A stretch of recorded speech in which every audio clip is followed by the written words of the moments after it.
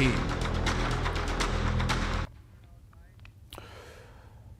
छत्तीसगढ़ के युवाओं के लिए सीएम भूपेश बघेल ने बड़ा ऐलान किया है। सीएम ने प्रदेश के सभी बेरोजगारों को बेरोजगारी भत्ता देने की घोषणा की है, जिसे चुनावी साल में बड़े दांव के तौर पर देखा भी जा रहा है। वहीं अब इस घोषणा के लिए बीते 4 सालों का हिसाब बीजेपी मांग रही है। चुनावी साल में विरोधियों को चित करने के लिए छत्तीसगढ़ के मुख्यमंत्री भूपेश बघेल ने बड़ा दांव चला है।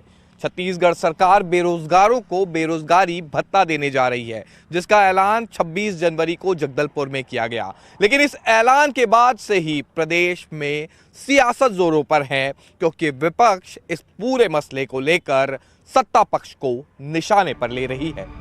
छत्तीसगढ़ में ये साल चुनावी है, इसलिए घोषणाओं का दौर जारी है।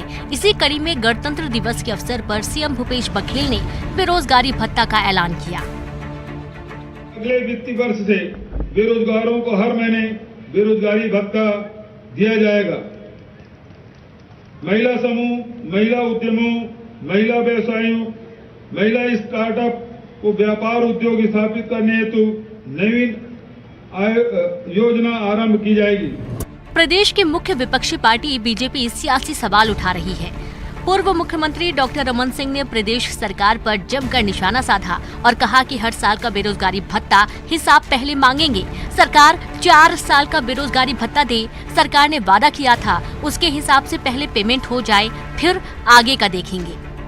4 साल का बेरोजगारी भत्ता का हिसाब पहले मांगेंगे। पहले 4 साल का दो, फिर आखिरी साल का देंगे। अभी तो हिसाब मेरे को करना है कि 4 साल का बेरोजगारी भत्ता जितना है और जो उन्होंने वादा किया था उस हिसाब से पहले पेमेंट हो जाए, फिर आगे आने वाले साल का देखेंगे।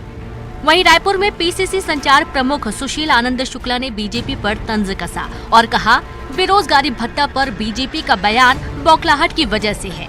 कांग्रेस युवाओं के प्रति प्रतिबद्ध है। छत्तीसगढ़ में बेरोजगारी दर 0.5% है, इसलिए 0.5% लोगों के प्रति सीएम की संवेदनशीलता है।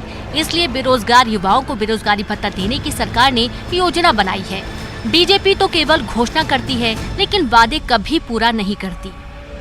बीजेपी की बेरोजगारी भत्ता पे दिया गया बयान, उसकी बौखलाहट, ये कांग्रेस पार्टी का युवाओं के प्रति प्रतिबद्धता है। मुख्यमंत्री भूपेश बघेल का युवाओं के लिए सदा सहता है कि उन्होंने बेरोजगारी भत्ता की घोषणा की। जिस प्रदेश में 0.5% से भी कम बेरोजगारी दर है, मात्र 0.5% बच्चों के लिए भी चिंतित होना मुख्यमंत्री की संवेदनशीलता है। भारतीय जनता पार्टी ने भी घोषणा किया था 2003 में 500 रुपये बेरोजगारी भत्ता देने का, कभी नहीं दिया। 3 बार सरकार चलाए। हमने तो, मुख्यमंत्री जी ने तो युवाओं के भविष्य को ध्यान में रखते हुए, उनके परेशानियों को देखते हुए इसकी घोषणा की है। स्वागत योग्य कदम है।